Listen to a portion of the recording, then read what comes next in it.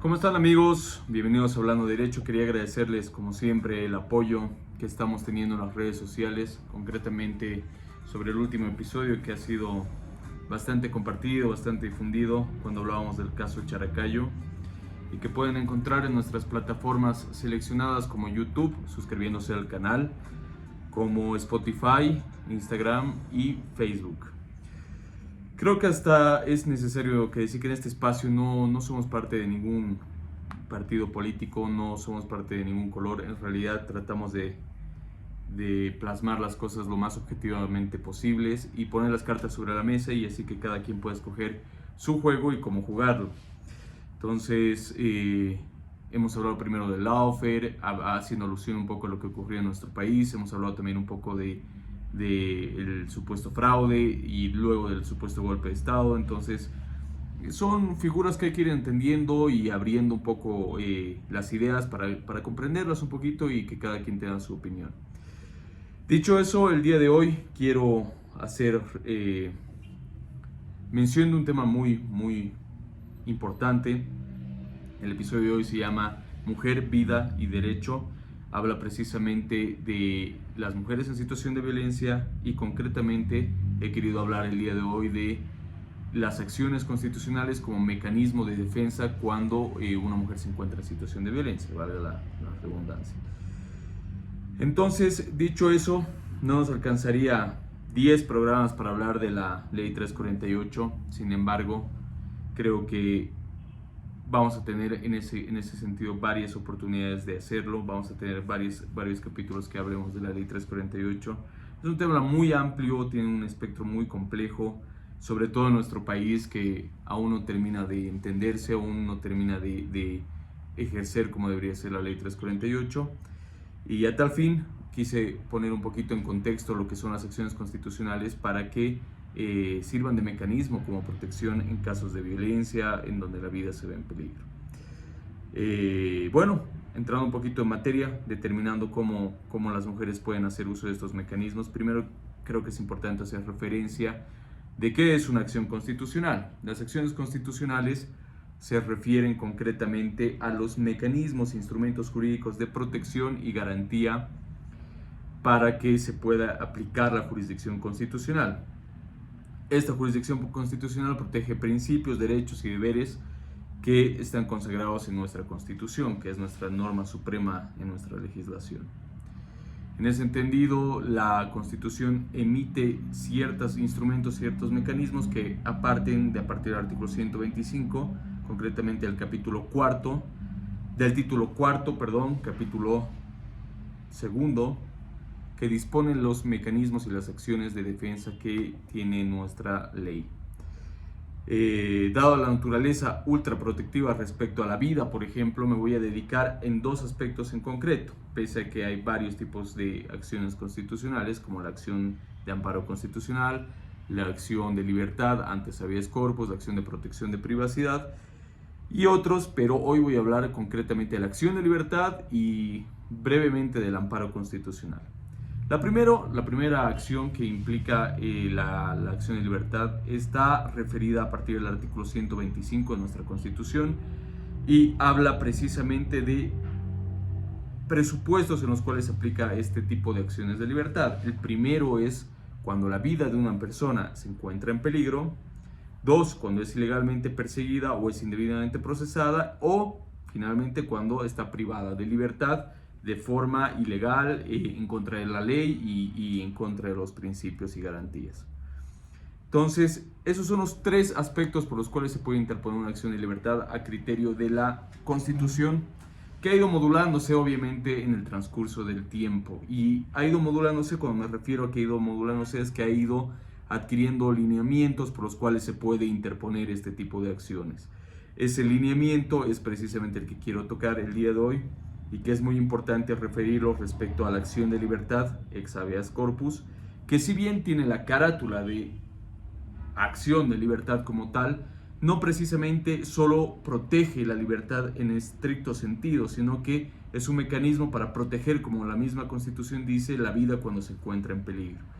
Y a tal aspecto hay que entender también qué es la vida y cuál es la limitante de este amplio derecho que tenemos todos como un derecho fundamentalísimo.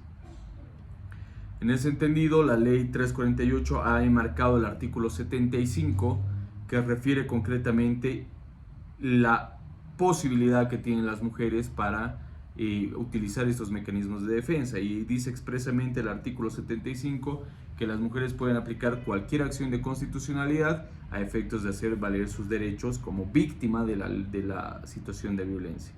Entonces es el artículo 75, acorde al artículo 125 de la Constitución Política del Estado y a los lineamientos jurisprudenciales y en materia de derechos humanos, que han delimitado la posibilidad de que las mujeres hagan uso de estos recursos. Ahora bien, a efectos de que se interponga una acción de libertad se tienen que vencer ciertos criterios, y son requisitos que se utilizan tanto para la vida, para la libertad, cuando se quiere hacer uso de este recurso. ¿Y cuáles son estos requisitos? El primero es un principio de subsidiariedad, que precisamente es un requisito para la admisibilidad, y que concretamente habla de agotar todos los mecanismos o recursos que se tenga antes de aplicar una acción de libertad. Y con eso no quiere decir que va en contra del principio de informalidad que tiene esta acción de libertad. Toda vez que la acción de libertad puede interponerse sin formalidades, esto no implica que el principio de subsidiariedad sea uno de estos y un óbice para que se interponga, sino más bien es un lineamiento para que se pueda vencer y agotar vías y recursos a efectos de hacer efectivo como de extrema necesidad al ser un proceso sumarísimo, que significa inmediato o de corto parámetro en relación a tiempo. Es decir, que se interpone y de forma inmediata se efectúa. Entonces, si bien hay un principio de informalidad, sí se tiene que vencer este principio de subsidiariedad también. Sin embargo, cuando ocurre que se trata de la vida, se entiende que no, cuando es una situación de vida o muerte, por así decirlo, no va a pretender vencer los recursos administrativos y judiciales, sino va a buscar la tutela inmediata precisamente a efectos de que se le pueda proteger la vida. Entonces, este recurso, este criterio de admisibilidad, este requisito de admisibilidad, significa que puede tener una excepción, que es precisamente cuando sucede el derecho a la vida como vulnerado, a efectos de que evidentemente hay una tutela inmediata por parte del Estado. Se entiende que respecto al derecho a la vida, este es un derecho de ultra protección por parte del Estado. Significa que es el derecho fundamentalísimo de todos. No podemos ejercer ningún derecho sin que se ejerza el derecho a la vida como tal. La vida es el principal derecho, el primer derecho a ser tutelado por el Estado. Entonces debemos entender el criterio de estas acepciones, que precisamente es para que la tutela proteja este derecho como una acogida extensa. En este punto debemos entender qué tan extenso y qué significa el derecho a la vida, porque muchas personas y muchos magistrados y muchas autoridades comprenden de forma limitativa cuando debería ser de forma irrestricta la interpretación de este derecho. El derecho a la vida corresponde a un amplio espectro de derecho. No solo es el derecho a respirar, que es conocido en nuestra legislación como interdicción de muerte, sino también es el derecho a vivir bien y obviamente el derecho a una vida digna, que vamos a ir tocando un poquito más adelante. Entonces, este amplio derecho no solo corresponde a la facultad que se tiene y al derecho que se tiene de respirar, de vivir, como lo conocemos, sino que en el campo jurídico tiene y conlleva otros elementos también, y que son importantísimos a momentos de conocer e interponer este tipo de acciones de defensa. Es un derecho medular, es un derecho medular de la Constitución, toda vez que se entiende que es el principal derecho, como dijimos. Y a este punto quiero hacer mención a una experiencia que tuve yo en el ejercicio de la profesión, que es precisamente el año 2019, que fui parte de la defensa de una mujer en situación de violencia, en donde sufría tal intimidación y amedrentamiento por parte de su agresor. Durante el año 2019 fue esto, que inclusive cuando se presentaba a prestar su declaración informativa, aparecía su agresor a efectos de intimidarla, amedrentarla y así poderse beneficiar de este amedrentamiento de la víctima, ¿no?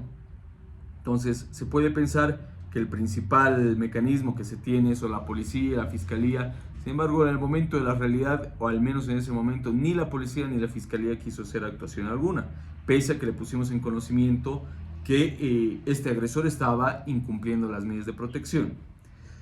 ¿Qué son las medidas de protección? Es importante hacer un paréntesis ahí y destacar que las medidas de protección son mecanismos, órdenes que se emite a momento de iniciar las investigaciones por delitos de violencia, por los cuales la Fiscalía dispone la prohibición de acercarse con la víctima, de concurrir a ciertos lugares donde esté la víctima, inclusive dar asistencia, dice la ley 348, y que posterior a emitirse se homologan por la autoridad competente. Estas medidas eran las que debía cumplir este agresor, sin embargo no lo hacía, apareciéndose incluso en la declaración de la víctima, infringiendo su derecho a la paz, a la tranquilidad, a momento de acudir a la justicia, al acceso a la justicia como tal. Situación de violencia que obviamente se hizo extrema, puesto que además de agredirla, tuvo que enfrentarse al agresor sin que ni la policía ni la fiscalía pueda hacerse presente. ¿Qué hicimos nosotros como defensa de la víctima? Interpusimos una acción de libertad porque era necesario la inmediatez, la celeridad a efectos de que se protejan los derechos de esta persona y sea el representante del Ministerio Público, el guardián y el principal garante del cumplimiento de estas medidas de protección, al ser quien las emite, entiéndese. ¿Y qué sucede? Sucede que interponemos la acción de libertad, se lleva a cabo la acción de libertad, presentamos y exponemos los hechos de materia y curiosamente en inicio se deniega la tutela, puesto que hasta entonces no había un lineamiento muy claro de cómo debía entenderse el contraste entre medidas de protección, la tutela, la vida. Entonces obviamente el rol del Ministerio Público no estaba muy delimitado por la jurisprudencia en cuanto a este tipo de delitos y la investigación que se tenía que hacer. Entonces lo que se hizo fue esperar a ver la revisión de Sucre para ver qué pasaba una vez que se ha revisado el fallo donde se nos denegaba la tutela. Entonces no quiero decir que no existía línea jurisprudencial respecto a esta materia, sino ya existía la sentencia 033/2013, la 089/2017, la 709/2018 sobre la prohibición de conciliar y así, línea que sí ha estado antes de este suceso. Pero concretamente no había ningún lineamiento respecto a la tutela de los casos en donde hay un incumplimiento de las medidas de protección. Entonces, se va en revisión al Tribunal Constitucional de Sucre, que dispuso en ese momento la revocatoria de esta sentencia donde nos denegaban la tutela y nos concede, ingresando al fondo de la acción, disparando una importantísima línea jurisprudencial. Para este año, el 2019, cuando llevamos adelante este caso, estábamos en una época donde estábamos llevando muchos casos de violencia. Recuerdo que interpusimos cerca de 46 acciones de libertad en este lineamiento, y de esas 46 salió fruto de esta acción que da un lineamiento muy importante en el fondo del tema sobre las medidas de protección y la vulneración que hay sobre este derecho a la vida. Entonces sale la sentencia 414/2019 y habla concretamente sobre la vida. Y da lineamientos importantísimos respecto al derecho a la vida, como la preeminencia y protección del derecho a la vida por parte del Estado a través de instancias públicas. ¿Y qué dice sobre este aspecto? Precisamente hace hincapié sobre la sentencia que ya habíamos hablado, la 033/2013, y dice que es lógico asumir que el derecho a la vida implica ciertas situaciones particulares que deben ser consideradas a momento de tramitar su protección jurisdiccional en instancias de la jurisdicción constitucional, pues si no se encuentra con este derecho fundamental, ningún otro derecho puede ser ejercido. Como indiqué, la sentencia indica que si no hay la vida, no se puede ejercer ningún otro derecho. Y obviamente esto es un poco de sentido común, que pese a ser de sentido común, no lo toman así hasta ahora muchas autoridades. Además de ello, toda la sociedad políticamente organizada no tendría sentido de no ser para garantizar los seres humanos una vida digna. Entonces de ahí tenemos una decisión que ha modulado precisamente cómo se debe considerar el derecho a la vida. Y la misma sentencia indica que toda decisión administrativa, legislativa o judicial siempre deberá compulsar dos principios esenciales. Estos principios esenciales son el pilar para entender el derecho a la vida como un derecho ultraprotectivo, un derecho que no es rogado, es decir, que no se tiene que pedir y exigir al Estado, así que el Estado tiene la obligación de tutelar este derecho, y es precisamente el principio de primacía de protección al derecho a la vida y el principio de duda favorable de la protección exhaustiva del Estado al derecho a la vida. Sobre el primer principio, que es la primacía de protección al derecho a la vida, habla de que sobre todos los derechos, sobre cualquier situación, en cualquier resolución judicial administrativa, se debe tomar primeramente el criterio del derecho a la vida a considerarse como un derecho extenso y con obligaciones positivas del Estado. Es decir, que prima la vida sobre cualquier otro aspecto administrativo, judicial o cuando existe una colisión de derechos, que en este caso está dando ya un enmarcado de qué se debe proteger primero. Y el segundo, que es el principio de duda favorable de la protección exhaustiva del derecho a la vida, y a continuación tres formas en las que se concibe el derecho a la vida. Entonces, este segundo principio es demasiado amplio en su entendimiento, por así decirlo, puesto que nos dice que debe haber una duda favorable a tiempo de interpretar las vulneraciones a este derecho. Es decir, que a tiempo de que las autoridades resuelvan o entiendan o conozcan una causa, o el Estado conozca una causa en donde se vea vinculado el derecho a la vida, tiene que haber una duda favorable respecto a conceder, proteger este derecho. Toda vez que se entiende que en determinadas situaciones no se va a poder comprobar de forma literal o material que el derecho a la vida ha sido expuesto. Por ejemplo, si alguien está siendo sometido, torturado e interpone o está siendo parte de una situación de violencia, interpone este tipo de acciones, se entiende que por un principio de duda favorable el Estado tiene que asumir este criterio de protección exhaustiva a la vida. Entonces, son principios que delinea la misma sentencia. Y a continuación de esta sentencia, precisamente, nos refiere tres formas en las cuales se entiende el derecho a la vida, que es precisamente lo que hablamos. El derecho a permanecer con vida, que es la interdicción de muerte, o interdicción de muerte arbitraria, que es precisamente el derecho tal y cual lo conocemos. Primera línea conceptual que es importantísima. La segunda, que es precisamente las obligaciones positivas que están emanadas del Estado, y el derecho a vivir con una vida digna. Es decir, que nos da este último muy vinculado al derecho summa camaña, que es precisamente la base de el vivir con dignidad. Entonces, obviamente nos podemos ver que estos tres principios delimitan la posibilidad de que el Estado precisamente tenga las obligaciones de cumplir con todos los mecanismos afines de proteger y respaldar el derecho a la vida. Entonces, nos dice la sentencia estos tres criterios. El primero, el derecho de interdicción, el de vida como lo conocemos, o interdicción de muerte arbitraria. El segundo, el derecho a vivir bien, que es el principio summa camaña. Y el tercero, precisamente, que hablamos de las obligaciones positivas del Estado. Hemos tenido un pequeño desorden. Son, primero, interdicción de muerte arbitraria. Segundo, el derecho a vivir con una vida digna, con el principio summa camaña. Y el tercero, el derecho asistencial a recibir todo lo indispensable necesario para subsistir con dignidad y con los mecanismos que el Estado tiene por obligación proteger y tutelar.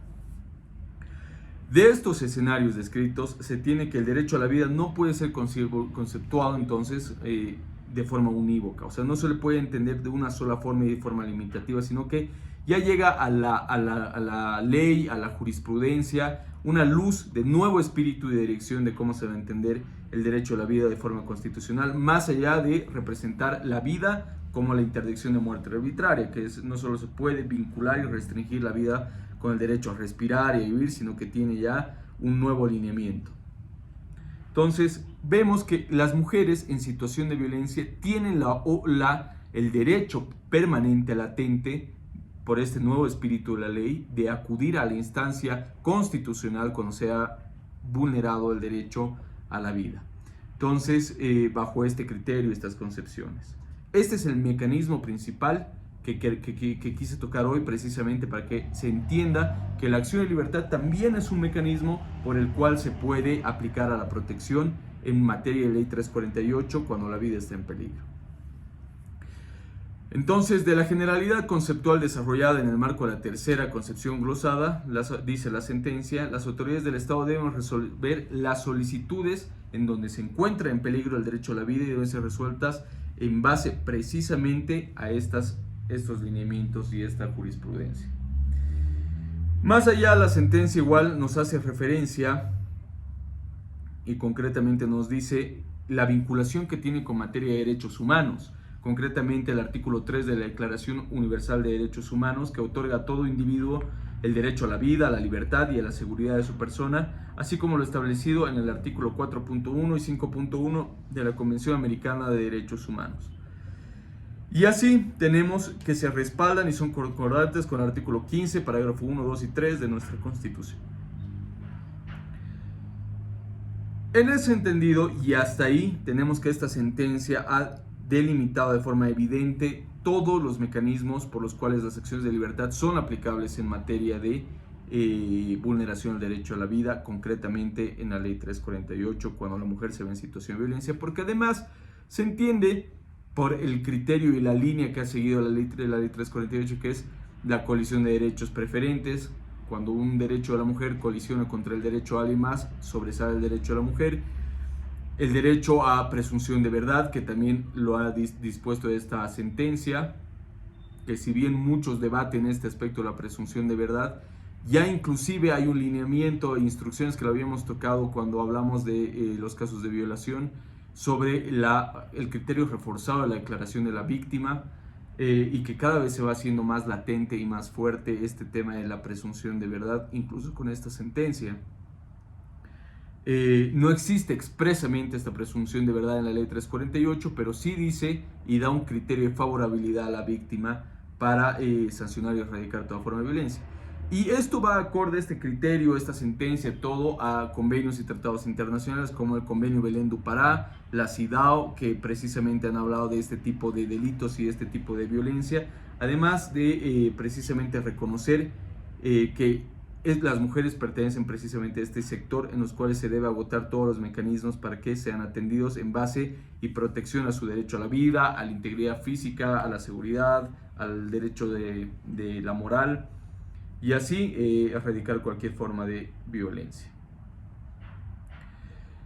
La sentencia también habla precisamente de los mecanismos para erradicar cualquier tipo de acción, violencia práctica contra la mujer, actuar con debida diligencia para prevenir, investigar y proteger a la mujer e incluir en su legislación normas penales y leyes internas administrativas que precisamente habla la Convención Belén do Pará como apoyo de esta sentencia. Entonces tenemos que se ha citado una línea jurisprudencial muy importante respecto a este criterio, en donde además se ha hecho referencia a casos muy importantes de la Corte Interamericana, como el caso Algodonero, que es un caso del cual vamos a hablar un poquito más adelante.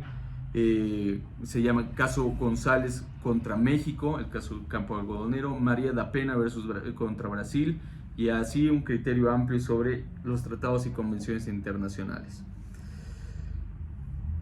Ya entonces existe un mecanismo para que de forma inmediata, cuando una mujer, pese a haber acudido al Estado, pese a haber denunciado, pese incluso de no haberlo hecho, puede aplicar esto cuando su vida se está en peligro por el lineamiento que ya se ha enmarcado de la línea jurisprudencial.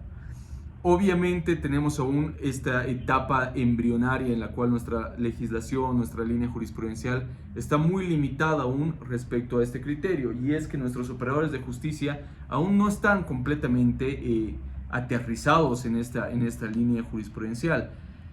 Sin embargo, inclusive ya se ha delimitado por la línea jurisprudencial cuándo corresponde conceder la tutela cuando existen amenazas de muerte. Por ejemplo, en la sentencia constitucional 19/2019, que nos dice cuáles son los elementos de una amenaza para que sea protegida por una acción de libertad o una acción constitucional, Esto porque si ya es muy difícil determinar cuándo la vida está en peligro de forma material, es mucho más espeso hablar de cuándo una amenaza se convierte en un atentado contra la vida de las personas, y esta sentencia nos da elementos muy importantes, de las cuales, por cierto, también ha sido un caso que hemos investigado, que hemos defendido nosotros a la víctima. Entonces hago hincapié más bien a que estas acciones se pueden tutelar mediante mecanismos constitucionales.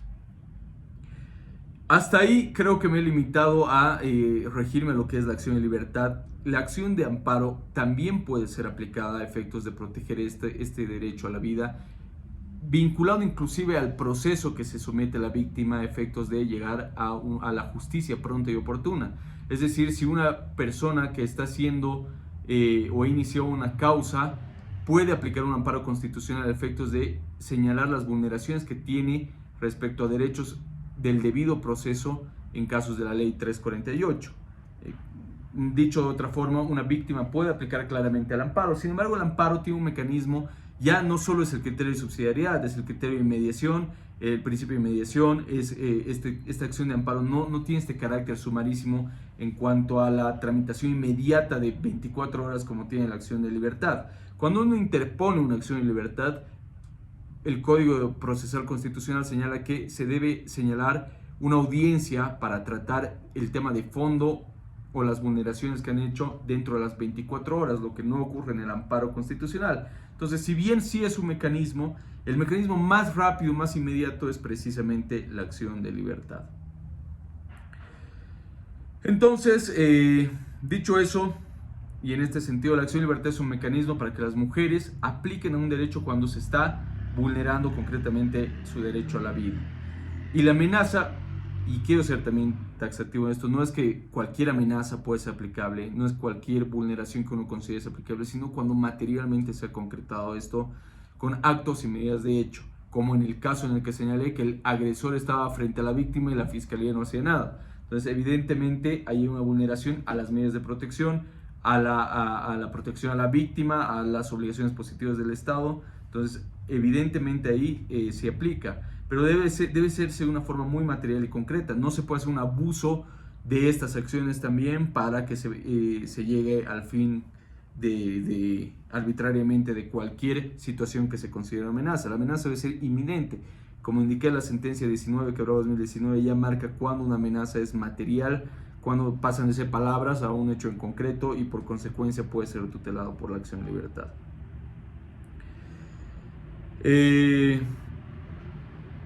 Hasta ahí creo que hemos hablado sobre el mecanismo de esta acción de libertad. Ahora es importante hacer referencia también a los nuevos lineamientos que ha marcado la ley y el sistema penal con la implementación de la ley 1173, que ha marcado un nuevo lineamiento sobre este tipo de infracciones a las medidas de protección o también a la protección exhaustiva del derecho a la vida en los casos de mujeres de situación de violencia.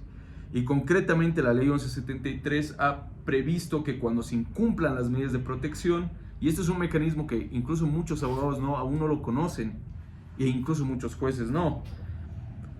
Nuevamente voy a hacer referencia a un caso que atendimos en donde se vulneraron las medidas de protección, no se cumplieron las medidas de protección, y hicimos empleo del mecanismo que da esta ley 1173, modificando el Código de Procedimiento Penal en el artículo 389 quinquies, que es precisamente habla de que cuando se incumpla la medida de protección se puede solicitar al juez de instrucción la detención del agresor en un plazo de 3 a 6 días. O sea que cuando el agresor no cumpla, se puede poner en conocimiento al juez este extremo, y el juez puede disponer la detención por el término de 6 a 9 días, lo cual es un mecanismo extremadamente violento cuando se incumple el tema es una restricción a la libertad, cuando se incumple el tema de las medidas de protección.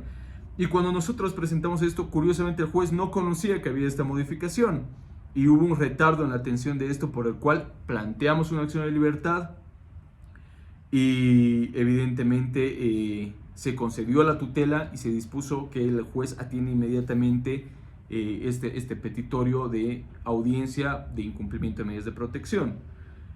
Y existe ya la sentencia que ha confirmado esta resolución, que es la 646/2020-S3, que modula esta aplicación del artículo 389 de Quinquies. Entonces, vemos que ahora hay muchos mecanismos para que las mujeres puedan acceder a un recurso efectivo y de protección de tutela.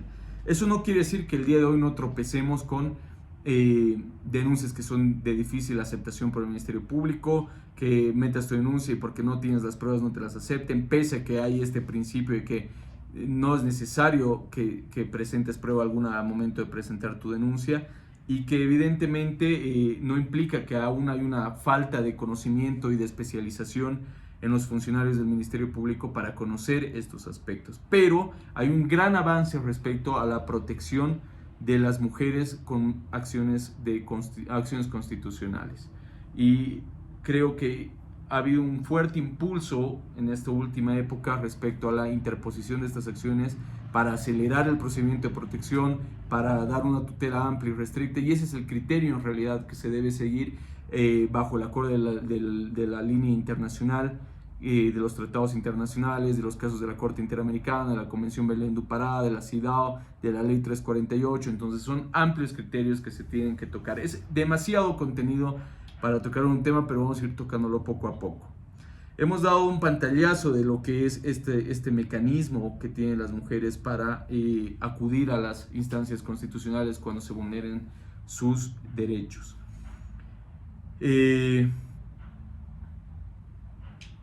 Vamos a estar aún latentes con el tema. Es un tema muy lindo, muy amplio, que hay que tocarlo de forma muy profunda, porque muchos abogados aún están también interiorizándose con esta materia que es tan amplia, y que también espero que esto les sirva para la defensa de los casos en donde tengan mujeres que hayan denunciado situaciones de violencia. En todo caso, como siempre, estamos atentos a sus preguntas. Teníamos una pregunta en el Instagram que decían cuáles eran los mecanismos para interponer una denuncia. Para interponer una denuncia, en principio, no se necesitarían pruebas conforme indica la Ley 348. Hay un principio de informalidad, hay un principio por estas sentencias constitucionales de ultraprotectividad del derecho a la vida. Se puede interponer de forma verbal, escrita, ante el Ministerio Público, que es la autoridad que va a dirigir funcionalmente las investigaciones. Y de no haber una respuesta inmediata, podemos aplicar este tipo de recursos con casos bien determinados. No quiero decir que se haga dibujo libre de los casos, ¿no? Entonces, y que se use la justicia constitucional de forma abusiva, sino que podemos aplicar en determinados casos en donde evidentemente hay una vulneración al derecho a la vida y de la protección de las víctimas. Bueno, nos hemos extendido un poquito en el capítulo cuando no te hemos invitado. Normalmente el capítulo dura 20 minutos, estamos un poquito avanzados. Espero que les haya servido estos recursos. Vamos a estar atentos a sus preguntas. Si no ha sido muy claro, vamos a estar escuchando también qué declaraciones necesitan, qué respuestas se necesita para que esto se llegue a un instrumento efectivo. Como siempre, mi nombre es Juan Carlos Camacho. Bienvenidos a Hablando Derecho, donde discutimos este tema del día a día, de la coyuntura, y este tema de la violencia es un tema que está muy latente hoy por hoy, y que las personas tienen que conocer esto a efectos de que puedan ejercer sus derechos como víctima en un acceso pronto, justo, inmediato a los mecanismos que da la ley.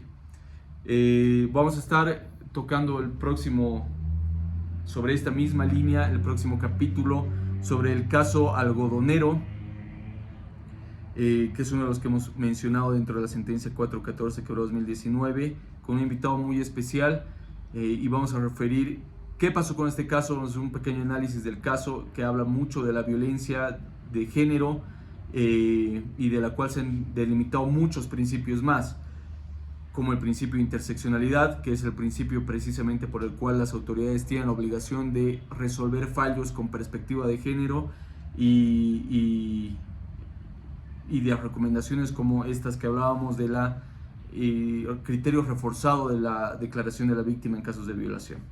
Mi nombre es Juan Carlos Camacho, estoy repitiendo, suscríbanse a nuestro canal, síganos en Facebook, en Instagram, estamos en Spotify. Compartan el episodio y nos vemos en un próximo programa. ¡Chao!